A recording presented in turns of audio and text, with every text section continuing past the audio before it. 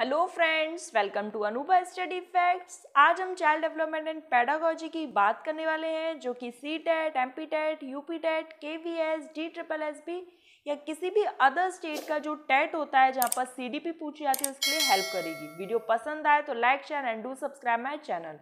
आज हम एनालिसिस करने वाले हैं गाइस 2018 में जो सीटेट का पेपर पूछा गया था। 10 क्वेश्चंस हम डिस्कस कर चुके हैं। आज हम नेक्स्ट 10 क्वेश्चंस को डिस्कस करने वाले हैं। फर्स्ट क्वेश्चन है गाइज आपके सामने, children acquire gender roles through all of the following except. ये मैंने बताया था कि जहां कहीं भी एक्सेप्ट हो, नॉट हो, थोड़ा सा ध्यान से पढ़िएगा। तो मीडिया है, सोशलाइजेशन, कल्चर और ट्यूटरिंग। मीडिया, समाजीकरण, संस्कृति और ट्यूशन के अलावा बच्चा इन चारों में से किसके अलावा जो बच्चा है वो जेंडर रोल सीखता है? तो बच्चा डैश को छोड़कर अन्य सभी के द्वारा लिंग भूमिकाएं ग्रहण करता है। तो भाई मीडिया के थ्रू सीखेगा, सोशलाइजेशन में तो सबसे मेन रोल है ही कल्चर का है, लेकिन जो ट्यूटरिंग है, जो ट्यूशन है, वहां पर वो जेंडर रोल्स नहीं सीखता है। मतलब बच्चे डैश को छोड़कर अन्य सभी के द्वारा लिंग भूमिकाएं सीखते हैं, चाहे मीडिया हो, समाजीकरण हो, संस्कृति हो, सभी के द्वारा एक्सेप्ट ट्यूशन।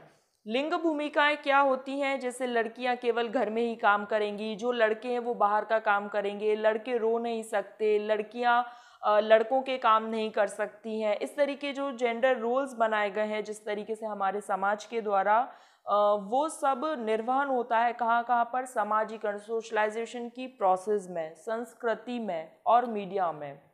नेक्स्ट क्वेश्चन है, one of the critic of standardised test has been that. मानकीकृत परीक्षणों की आलोचनाओं में से एक जो है वो बताना है। अब हमें यहाँ पे आलोचना बतानी है, क्रिटिक बतानी है। फर्स्ट है, they represent largely the main stream culture and are therefore biased. वे मुख्य रूप से मुख्य धारा की संस्कृति का प्रतिनिधित्व करते हैं, इसलिए पक्षपाती हैं। तो गाइज यही आपका सही आंसर है। बाद बाकी हम और ऑप्शन देख लेते हैं। Their language is difficult to understand, ऐसा तो कुछ नहीं है। फिर है, the test can not be administrated on large population. भाई अगर कोई भी मानकीकृत स्टैंडर्डाइज्ड कोई टेस्ट है तो वो तो लार्ज उस पर ही पॉपुलेशन के लोग। They do not give a clear picture, ये कोई तुकबंदी वाला ये ऑप्शन नहीं है। परीक्षण बड़ी आबादी पर लागू नहीं होता, ये भी गलत है। उनकी भाषा को समझना मुश्किल है, ये भी नहीं है। तो जो मानकीकृत परीक्षणों की जो आलोचना है उसमें जो सबसे बात है वो मुख्य रूप से मुख्य धारा की संस्कृति का प्रतिनिधित्व करते हैं, इसलिए पक्षपाती है। तो इस तरीके से गाइज अगर आपको कोई क्वेश्चन का आंसर नहीं आ रहा है, मैं हर बार ये अपने जो हम क्वेश्चंस करते हैं उसमें बोलती हूँ कि अगर कोई चीज़ नहीं भी आ रही है तो आप एक एक करके नेगेटिव एस्पेक्ट पर जाइए, जो भी नेगेटिव ऑप्शंस है उनको हटा दीजिए और एक्सेप्ट, नॉट, अलावा, नहीं, अगर ये चीज़ें आपको कहीं भी दिख जाए तो थोड़ा सा अलर्ट रहिए और जहां पर भी नेगेटिव पॉइंट है उसको टिक कीजिए नॉट और एक्सेप्ट में। नेक्स्ट है, the theory of multiple intelligence. Multiple intelligence की जो थ्योरी है हॉवर्ड गार्डनर के द्वारा जो दी गई है, मल्टीपल थ्योरी ऑफ इंटेलिजेंस, वो क्या है? एकाधिक बुद्धिमानी का सिद्धांत क्या है? तो हम पढ़ते हैं intelligence can be rapidly accelerated, बुद्धि तेजी से बढ़ाई जा सकती है। तो ये तो बिल्कुल ऐसा तो कोई तुक नहीं है कि जो बुद्धि है उसको हम बहुत शीघ्रता से बढ़ा सकते हैं, तो ये जो पॉइंट है वो कैंसिल हो जाएगा। फिर intelligence can be several kinds, ये बिल्कुल सही है कि जो बुद्धि होती है वो बहुत तरह की हॉवर्ड गार्डनर के द्वारा है। काइनेस्थेटिक है, इंट्रापर्सनल है, इंटरपर्सनल है, उसके बाद आपकी वर्बल लिंग्विस्टिक है, नेचुरल है। तो मतलब इस तरीके से दी गई है ये। फिर है, paper pencil test are not helpful, ये तो ऐसा कहीं नहीं दिया है कि पेपर पेंसिल जो होते हैं वो हेल्पफुल नहीं है। फिर intelligence can be multiplied with effective pedagogy, प्रभावी अध्ययन के द्वारा बुद्धि बढ़ाई जा सकती है। तो ये जो हॉवर्ड गार्डनर के द्वारा जो कही गई थी, उन्होंने ये कहा था कि जो बुद्धि है वो कई प्रकार की हो सकती है, जिसमें उन्होंने बहुत सारे प्रकार बताए थे। जिसमें स्पेशियल बताया था, मतलब जो जगह देखकर ज्ञान कर ले। उन्होंने वर्बल लिंग्विस्टिक बताया था, जो अपने बोलने में बहुत अच्छा हो, अपने शब्दों पर उसकी पकड़ बहुत अच्छी हो। इंट्रापर्सनल वो जो अपने आप को बहुत अच्छा जानता हो। इंटरपर्सनल जो दूसरों की बातों को अच्छे से समझता हो। डिटेल में हम किसी वीडियो में पढ़ेंगे और अगर आप पढ़ना चाहते हैं तो चैनल पर अपलोडेड है, आप देख सकते हैं। Teacher can utilise both assessment for learning and assessment of learning. इनमें से ऐसे कौन सा ऑप्शन है जिसमें से असेसमेंट फॉर लर्निंग भी हो जाए और असेसमेंट ऑफ लर्निंग भी हो जाए, ये दोनों तरह की लर्निंग हो जाए। ऐसा कौन सा ऑप्शन है? Note children's progress and achievement level. अगर आप किसी का प्रोग्रेस जानते हैं, मतलब प्रोग्रेस आप किसी की बाद में ही जानेंगे जब कोई बच्चा एक्टिविटी कर लेगा, तो ये दोनों का एग्जाम्पल नहीं है। फिर है know learning needs of children and select teaching strategy accordingly. ये बिल्कुल सही है कि आप ये समझें लर्निंग नीड्स, बच्चे की जो सीखने की ज़रूरत है उनको समझें और उसके बाद आप शिक्षण रणनीति का उपयोग करें। तो ये बिल्कुल यहाँ पर सही है। और ऑप्शन देख लेते हैं, assess child's performance at periodic intervals and certify his और हर परफॉर्मेंस। मैंने आपको उस दिन भी बताया था कि जहाँ पर ये बच्चे आ जाए कि आप सर्टिफाई कर रहे हैं, बच्चों को लेबल कर रहे हैं, वहाँ ये ऑप्शन आपका गलत हो जाएगा। आवधिक अंतरालों पर बच्चे के प्रदर्शन का आकलन करने और उसके प्रदर्शन को प्रमाणित करने, ये जो चीज़ है ये आपकी रॉन्ग हो जाएगी। ठीक है, फिर उसके बाद है monitor children's progress and set appropriate goals for learning gaps. बच्चों की प्रगति पर निगरानी रखने, उनके सीखने के अंतराल को भरने के लिए। तो ये गाइस ये कोई चीज़ नहीं है। यहाँ पर देखिए सबसे अच्छा ऑप्शन हमें जो दिख रहा है, आप सबसे पहले लर्निंग नीड पता करेंगे कि बच्चे की क्या नीड है, उसके बाद टीचिंग जो स्ट्रेटेजी उसको सेलेक्ट करेंगे उस बच्चे की नीड के अकॉर्डिंग। नेक्स्ट है Which one of the following is not related to continuous and comprehensive evaluation? Continuous and comprehensive evaluation जिसे हम शॉर्ट फॉर्म में CCE कहते हैं। आपने देखा होगा CCE पैटर्न चलता है स्कूल्स में, हम बोलते हैं बहुत बार CCE पैटर्न की क्लासेस हैं, CCE पैटर्न का स्कूल है। समझते हैं। नॉट पूछा है गाइस, थोड़ा सा अलर्ट रहिएगा क्योंकि नॉट दिया है क्वेश्चन में। फर्स्ट है it has been mandated by right to education act of India. तो जो RTE है, जो RTE राइट टू एजुकेशन जो एक्ट है उसके तहत है, तो बिल्कुल सही है। फिर दूसरा it is an integral part of teaching learning process, ये भी बिल्कुल सही है। फिर है it focuses on child's achievement in different learning, ये बिल्कुल, ये तीनों पॉइंट सही है। चौथा और पढ़ लेते हैं, it is useful to label. मैंने आपको उस दिन भी बताया था जहाँ पर बच्चे की लेबलिंग की बात आ जाए वो ऑप्शन कहीं से कहीं तक का नहीं होगा।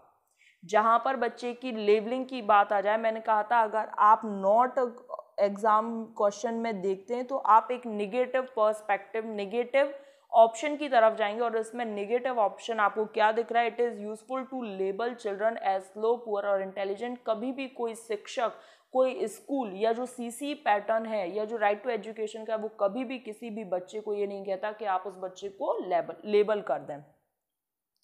नेक्स्ट है giftedness in children can be attributed to. बच्चों में प्रतिभाशीलता, बच्चों में जो गिफ्टेडनेस है, प्रतिभाशीलता है, वो किसके कारण हो सकती है? An interplay between heredity and environment, बिल्कुल सही है। आज जो भी हम कुछ है वो हमारा जो एनवायरनमेंट है, जिस सराउंडिंग्स में हम रह रहे हैं या जो जीन हमें हमारे पेरेंट्स से मिले हैं उन्हीं की बदौलत हैं। और रिसोर्स रिच एनवायरनमेंट केवल एनवायरनमेंट की वजह से नहीं है।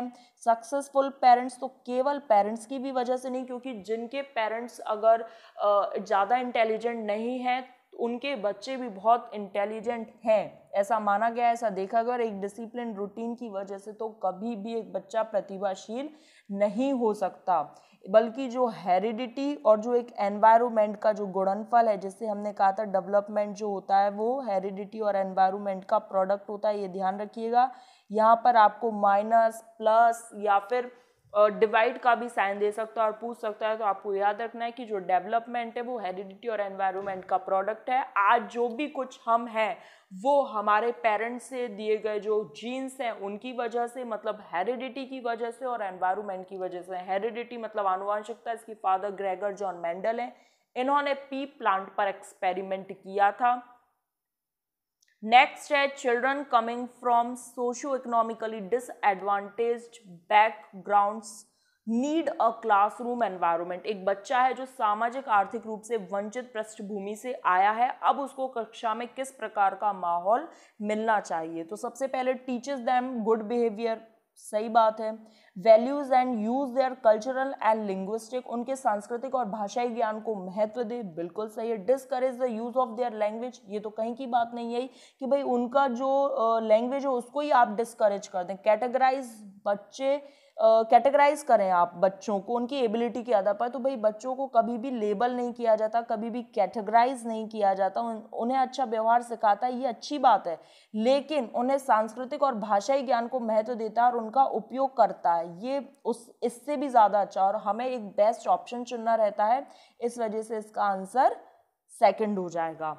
तो गाइज आप सबसे पहले जो नेगेटिव ऑप्शंस होते हैं उनको हटाइए, फिर उसके बाद जो आपके ऑप्शन बचेंगे, 2 ऑप्शन तो बिल्कुल जल्दी से निकल जाते हैं, बाद बाकी जो 2 बचे उसमें भी ये सोचिए कि कौन सा ज़्यादा कारगर सिद्ध हो रहा है या कौन सा ज़्यादा इफेक्टिव है, उसके अकॉर्डिंग आप आंसर देंगे। जैसे यहाँ पे टीचर्स देम गुड बिहेवियर, भाई एक अच्छा व्यवहार तो सिखा रहा है, लेकिन जो क्लासरूम है, लेकिन उनको वो क्या सिखा रहा है, उनकी जो सांस्कृतिक और भाषाई ज्ञान है उसको महत्व दे रहा है। कोई बच्चा स को श और श को स पढ़ता है, जैसे देश को देश पढ़ता है, तो आप उसका मजाक नहीं बनाएंगे कि भाई देश को देश क्यों पढ़ रहे हो, उस बच्चे को उसकी जो पृष्ठभूमि है आप उसको एनकरेज करेंगे बोलने के लिए। नेक्स्ट है the invention needed for creative and talented children in the classroom, use the customised and stimulating instructional method by the teacher, शिक्षक द्वारा अनुकूलित और प्रेरक निर्देशक तरीकों का आप उपयोग करेंगे।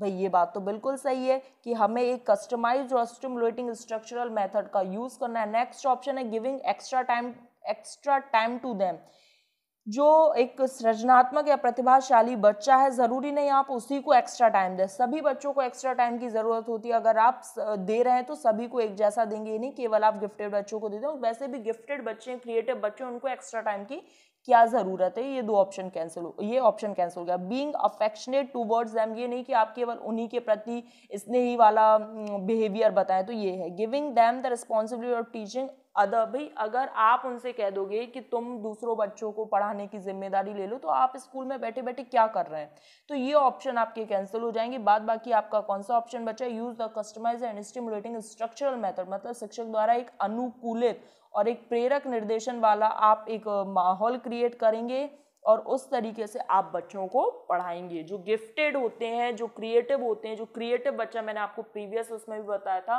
कि जो क्रिएटिव है वो डाइवर्जेंट थिंकिंग से जुड़ा होता है, आउट ऑफ बॉक्स से जुड़ा होता है, और उसका जो माइंड होता है वो अलग अलग दिशाओं में सोचने के लिए सक्षम होता है, वो क्रिएटिव बच्चा है। नेक्स्ट है which one of the following way is not a suitable, not है गाइस, थोड़ा सा ध्यान से पढ़िएगा, not a suitable way to help hyperactive children, ऐसा कौन सा जो तरीका है वो उपयुक्त नहीं है अति संवेदनशील बच्चा को, जो हाइपर एक्टिव होता है, जिसे हम क्या ADHD भी बोलते हैं, क्या बोलते हैं, ADHD, attention deficient hyper disorder, ठीक। तो जो हाइपर एक्टिव बच्चा है उसके लिए क्या सही नहीं है, breaking up a task into small manageable segments पे, ये तो बहुत अच्छी बात है कि आप उसको टास्क को है जो धीरे धीरे आप उस चीज़ को तोड़ रहे हैं। फिर है offering alternative ways of learning, आप उसको ऑफर कर रहे हैं अल्टरनेटिव वेज की, भाई इसकी जगह आप ऐसा पढ़ लो, इसकी जगह ऐसा पढ़ लो, या फिर ऑडियो विजुअल की जगह आप बोर्ड पर पढ़ा रहे हैं, या ऑडियो की जगह आप विजुअल लगा रहे हैं, विजुअल की जगह ऑडियो लगा रहे हैं, तो आप इस तरीके से कर सकते हैं। Including physical activity in their daily schedule, भाई फिजिकल एक्टिविटी लगा सकते हैं, बिल्कुल सही। रेप्रीमेंडेड कभी नहीं होगा कि आप उसको फटकार लगा रहे हैं, रेप्रीमेंड मतलब होता है डांट फटकार लगाना, ये ऑप्शन गलत है। लेकिन हमसे पूछा क्या गया है, नॉट पूछा गया है। मैंने आपको कहा था कि जब भी कभी नॉट आ जाए तो हम क्या करेंगे, एक नेगेटिव ऑप्शन की तरफ जाएंगे, बेचैन होने पर अक्सर उन्हें फटकार लगाएं। लेकिन अगर यहाँ पे नॉट नहीं आता तो ये तीनों जो ऑप्शन थे वो बिल्कुल सही थे, और यहाँ पे हम ऑल ऑफ द अबव अगर होता तो हम लगाते। लेकिन यहाँ पर हमसे पूछा क्या गया है, नॉट अ सुइटेबल वे, तो हम एक नेगेटिव आंसर की तरफ जाएंगे। आज के लिए लास्ट है guys, patterns of divergent thinking identify children who are disabled, dyslexic, creative और रीसाइलेंट। क्या है, विकलांग है, डिसलेक्सिक है, सृजनात्मक है, प्रत्यास्थी है। तो गाइज हमने अभी पढ़ा था, अभी जस्ट इससे ही पहले मैंने बताया था कि जहाँ पर भी डाइवर्जेंट थिंकिंग हो जाए, जहाँ पर भी डाइवर्जेंट थिंकिंग हो जाए वो किससे रिलेट करेगा, वो आपकी क्रिएटिविटी से। क्रिएटिव बच्चा होगा वो डाइवर्जेंट थिंकिंग से, ओपन माइंडेड से, ये सब चीज़ों से यहाँ पर वो लिंक करता है। ये दोनों एक दूसरे के पूरक होते हैं। जो बच्चा क्रिएटिव होगा वो बच्चे डाइवर्जेंट थिंकिंग में सोच पाएगा, आउट ऑफ बॉक्स थिंकिंग होगी, ओपन एंडेड होगी। वो जो बच्चा है वो क्या है, वो यहाँ पर है और अन्य दिशाओं में इस तरीके से वो चीज़ों को सोच पा रहा है, अलग अलग डायमेंशंस में, वो क्या होगा आपका क्रिएटिव बच्चा होगा, डाइवर्जेंट थिंकिंग मतलब भिन्न भिन्न दिशाओं में सोचने वाला होगा, आउट ऑफ बॉक्स थिंकिंग मतलब वो एक ही पर्सपेक्टिव को अलग अलग चीज़ों में बोल पाएगा। जो ऐसे टाइप क्वेश्चंस लिखे जाते हैं, आपने देखा होगा, जैसे पीएससी का मेंस हो गया या फिर आईएएस का मेंस हो गया, तो वो मेंस एग्जाम इसीलिए ऐसे टाइप रखे जाते हैं क्योंकि आप बच्चों के यहाँ पर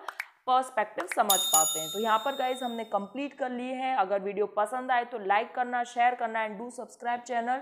20 क्वेश्चन अभी तक हमने सीटेट के कंप्लीट कर लिए हैं। पसंद आए तो गाइज ज़्यादा से ज़्यादा शेयर करें अपने फ्रेंड्स के साथ। इसी तरह की वीडियोस देखने के लिए चैनल को सब्सक्राइब करें। Thanks for watching this video.